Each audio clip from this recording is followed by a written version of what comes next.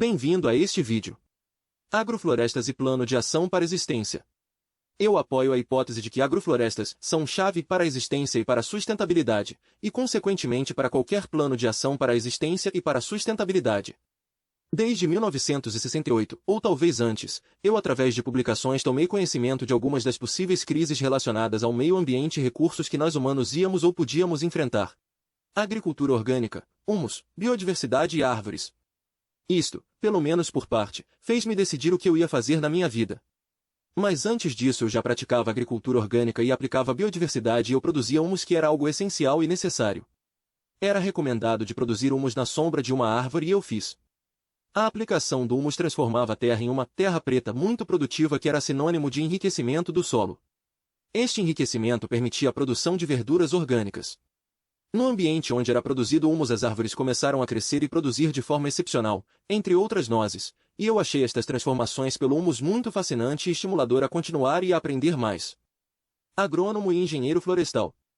Formei engenheiro agrônomo e me especializei em engenheiro florestal. Recuperação de uma Sahara.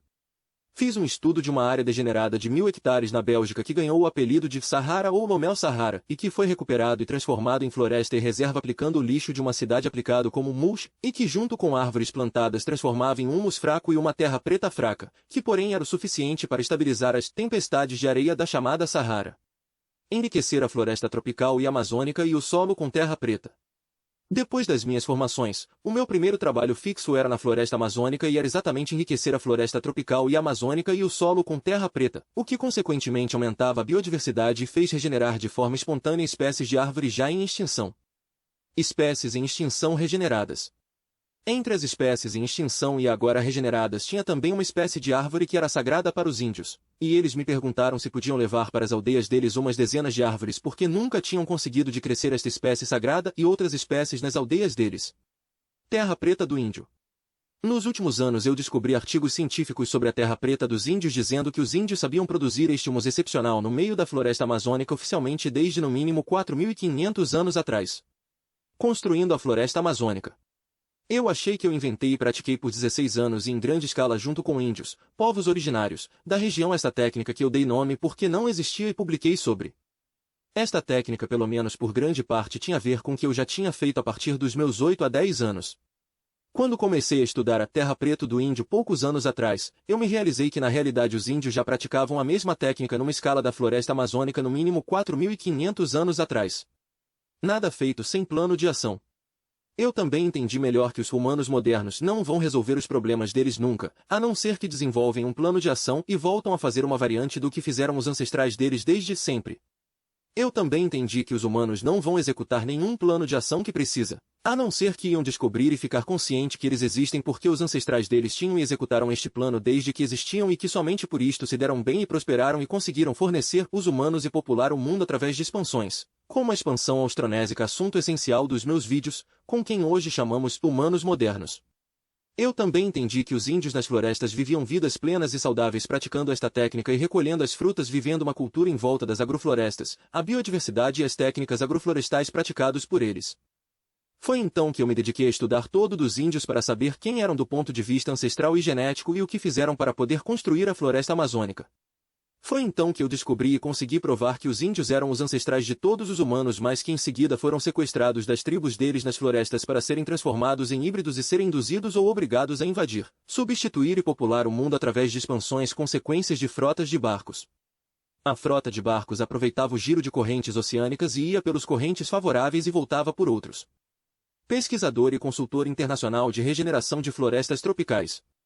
Agora estou 55 anos mais velho e dediquei a minha vida a florestas e a tentar resolver os problemas que eu reconheci em 1968 com 10 anos de idade. Eu fui contratado como pesquisador e consultor internacional relacionado principalmente a florestas tropicais, porém eu sempre dei muita atenção à importância do humus e à terra preta e o aumento de produtividade e biodiversidade das florestas. Preservando a floresta só através de agrofloresta. Apesar de eu ter conseguido tudo o que era o objetivo das pesquisas e projetos aonde eu fui contratado como consultor internacional, eu me realizei mais e mais que a regeneração e enriquecimento da floresta e o solo, também chamada de horizonte, e obviamente a consequente regeneração do clima local e global que apesar dos óbvios e imensos benefícios, estas técnicas iam levar à destruição, por crime organizado, das florestas manejadas. Porque mesmo com o manejo planejado as florestas iam ser exploradas ilegalmente, neste caso iam ser destruídas mais ainda por terem se tornadas tão enriquecidas com madeira de extremo valor, correndo o risco de serem exploradas radicalmente e ilegalmente, mas também legalmente, por possíveis mudanças nas leis existentes. Então o que era hipotetizado como necessário para recuperar os danos das extrações do passado e principalmente para evitar o desmatamento, legal e ilegal, etc., levaria inevitavelmente à destruição das florestas pelo crime organizado ou pela visão limitada e incapacidade dos humanos modernos. Isto porque esta vez não ia ter os guardiões que tinha no passado quando os índios praticavam as técnicas e eram os guardiões ao mesmo tempo. Eu soube de muito perto de funcionários do governo que praticaram explorações de madeira legais de dia, mas usaram as máquinas etc. do governo para extrair ilegalmente de noite. Isto não foi no Brasil. Exploradores ilegais operaram em escalas ainda muito maiores e de modo muito mais destrutivo. Mencionei apenas para mostrar a complexidade de preservar as florestas tropicais se não tem guardiões dedicados e seguros, ou com SEC total inacessibilidade. Hoje eu sei de uma maneira simples e sem custo com a qual a regeneração, o enriquecimento e a renda das florestas ou agroflorestas ia ser a mesma ou mais do que praticando a técnica de agroflorestas e ou exploração normal de florestas tropicais, mas com a qual o desmatamento não ia e não podia mais acontecer, tudo isto ainda com muito menos investimento. Mostrar ao mundo esta maneira simples foi o motivo inicial para eu produzir e-books e produzir e publicar vídeos. Este é o final deste vídeo, obrigado por assistir. Por favor, dê um joinha e se inscreva em nosso canal. Espero ver você em nosso próximo vídeo.